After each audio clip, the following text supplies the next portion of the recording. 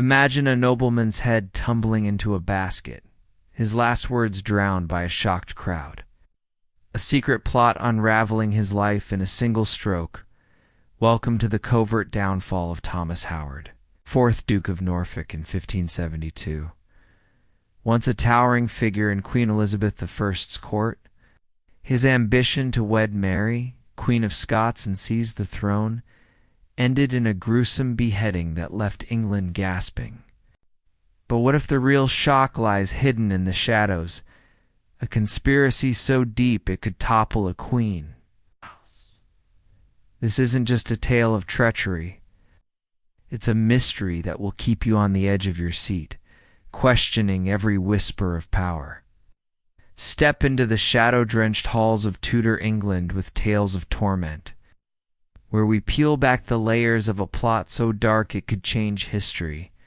The axe is raised, the secrets buried. Will you dare to uncover the truth behind Norfolk's fall? Stay with us, for the story you're about to hear will haunt your thoughts long after the credits roll. In the autumn of 1538, a child was born into the opulent halls of Kenninghall, Norfolk, a seat of ancient power in England's east. Thomas Howard, heir to the 3rd Duke of Norfolk, grew amidst tapestries of gold and the clatter of steel. His early years shaped by a father who served Henry VIII with ruthless loyalty. Tall and fair-haired, with a sharp mind and a commanding presence, Thomas trained in the arts of war and diplomacy from age 7. His lessons overseen by tutors who drilled him in Latin and courtly intrigue. By his 20s, he was a rising star. His family's name, once tainted by the fall of Undone, restored under Elizabeth I's reign. His estate sprawling across East Anglia, his banner a symbol of Tudor favor. In 1563, at 25, he married Mary Fitzalan, securing a fortune. But her death in 1557 left him a widower, his ambition unfulfilled. Elizabeth, wary of the Howard's power, kept him close, appointing him to the Privy Council. His voice raised in debates, his charm winning allies. Yet beneath his loyalty, a hunger grew to wed Mary, Queen of Scots, Catholic claimant to the throne, and unite their houses against Elizabeth. In 1569, he secretly corresponded with Mary, their letters coded in ciphers, plotting her release from captivity and a marriage that would shift England's crown. His ally, the Duke of Norfolk, supported the scheme. Their meetings veiled in the guise of hunting parties, their plans a whisper in shadowed rooms. The Ridolfi plot emerged in 1570, conspiracy involving Spanish gold and papal blessing, aiming to depose Elizabeth and crown Mary with Thomas as king consort. He hid his role, his letters intercepted by Francis Walsingham, Elizabeth's spy master, whose spies unraveled the threads.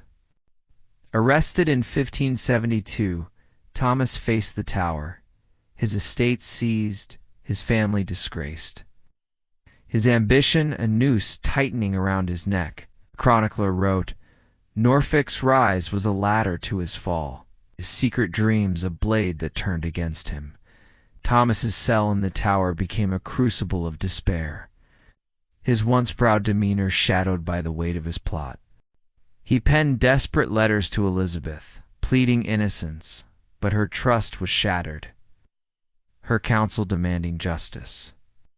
The Ridolfi plot's exposure revealed Spanish envoys, Catholic rebels, and Thomas's coded promises. A web so intricate it stunned the court. His brother, Henry Howard, distanced himself, fearing the family's ruin, while Mary's letters, smuggled in wine barrels, fueled the fire against him. Elizabeth, torn between mercy and duty, delayed, her reign teetering on the edge of Catholic uprising.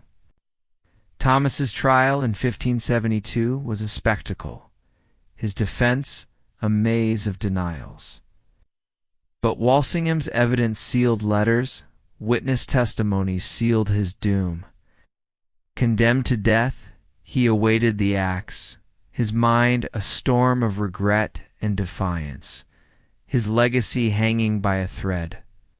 In the grim depths of the Tower of London, Thomas Howard's conspiracy began to unravel in 1572, its threads pulled apart by the relentless hands of Francis Walsingham. The Tower, a fortress of despair along the Thames, held Thomas. In a cell where damp stone walls dripped with the weight of his secrets, its air thick with the moans of other prisoners, its silence broken only by the clink of his chains. At 34, his fair hair dulled by confinement, his once commanding frame weakened, Thomas faced a trial that would strip away his noble mask. Walsingham, a spy master of unmatched cunning, had intercepted letters between Thomas and Mary, Queen of Scots. Their ciphers cracked to reveal a plot to overthrow Elizabeth I with Spanish gold and papal support. The Ridolfi plot, named for the Florentine banker who brokered the deal, wove a web of intrigue Domus as king consort.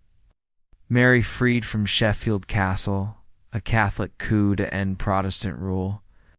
Thomas denied it, his voice trembling in the courtroom. But witnesses emerged, servants who smuggled letters, envoys who met in darkened taverns, their testimonies a noose tightening around his neck. Elizabeth, torn between her fondness for the Howard name and the threat to her throne, hesitated, her counsel pressing for blood. In 1571, the plot's exposure sent shockwaves, Mary's guards tightening, Thomas's allies fleeing, their silence bought with fear. The Tower became his prison for over a year, his health fading, his mind haunted by the specter of the axe.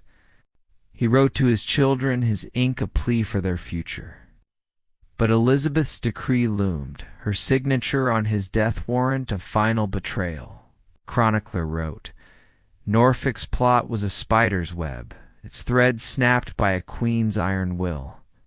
Thomas's isolation deepened, his cell a mirror of his crumbling hopes.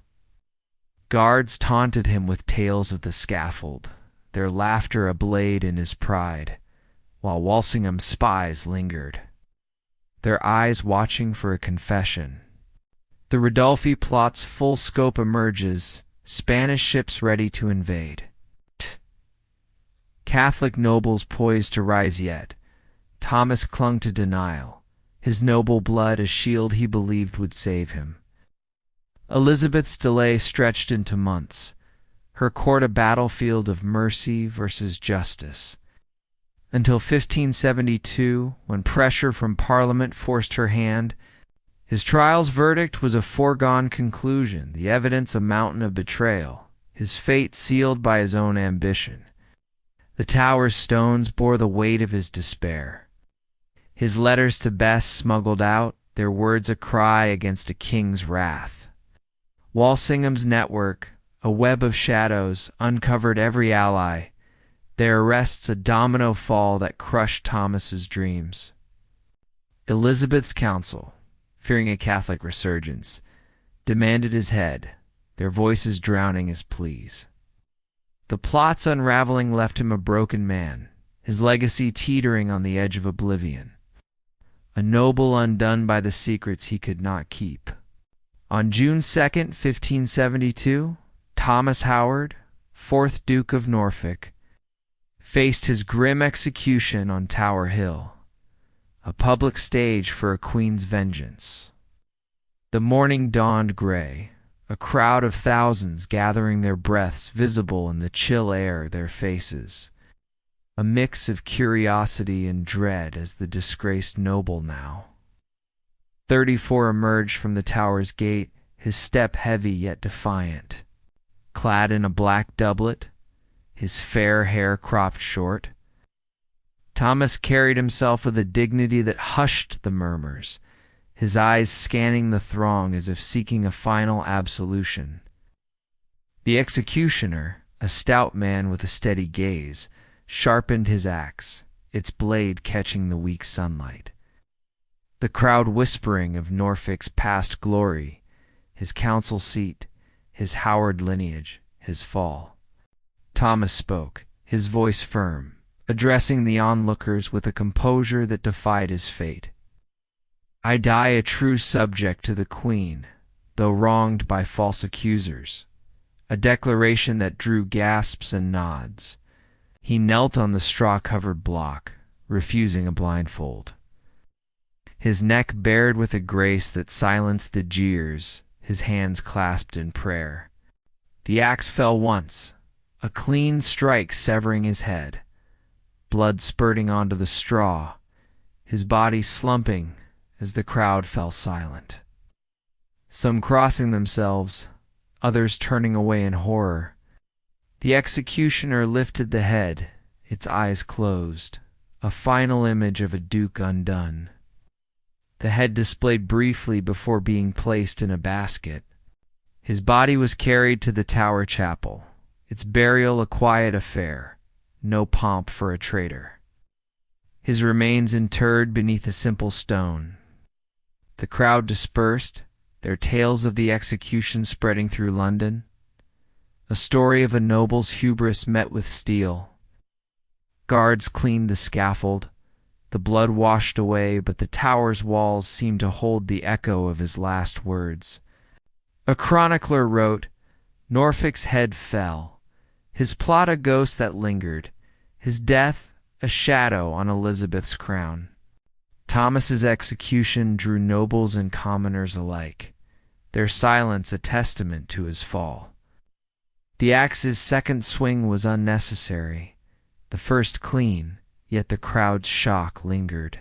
There whispers of a hidden plot fueling tavern debates. His family, barred from the scene, mourned in private, their grief a silent protest against Elizabeth's justice. The tower stood as a monument to his end, its stones absorbing the day's grim tale. The aftermath saw the Howard name tarnished, their estates a prize for loyalists. Thomas's head, once a symbol of pride, became a relic of warning, his execution a stark reminder of Tudor power. The crowd's departure left a hush, the hill marked by his blood, a stain on England's history that would not fade. Thomas Howard's covert downfall left a scar on Tudor history, his name a whisper of ambition and regret that outlasted his severed head. Elizabeth I reclaimed his estates, their wealth bolstering her treasury. Yet his death fueled Catholic unrest, his plot a spark for future rebellions. No shrines rose for him, no songs sang his early favor, but his story spread through courts and taverns, a warning of power's perilous edge. His rivalry with Robert Dudley, once a courtly game, turned to dust, his fall a mirror of Elizabeth's unyielding rule. The Ridolfi plot's echoes reached beyond 1572, a cautionary tale for nobles and queens alike. Thomas Howard's downfall was more than an execution. It was a covert unraveling of a duke's dream, carved in treachery and sealed by the axe. His head rolling on Tower Hill, the unraveling of his secret plot, the shadow of Elizabeth's wrath, haunt history's corridors. A testament to a noble's fall from grace that will grip you till the end. From Kenninghall's halls to the scaffold's edge, his life was a tapestry of ambition and doom, his demise a chilling echo that lingers in Tudor shadows. His tale, a hidden horror, burns bright amid the darkness of royal intrigue, a mystery that demands your attention. Crave more spine-chilling stories of Tudor betrayal and dark secrets? Subscribe to Tales of Torment now, and dive into our next video about the gruesome fate of a medieval outcast Don. Miss it. Hit that bell icon to stay updated. Share this with fellow history lovers, and let's unravel more mysteries together. Was Thomas a mastermind undone by his own scheme, or a pawn in a larger game? Drop your wildest theories in the comments below. Engage with the community. Keep the conversation alive. Your voice could unlock the next dark tale. Join us in the shadows, where history's whispers await.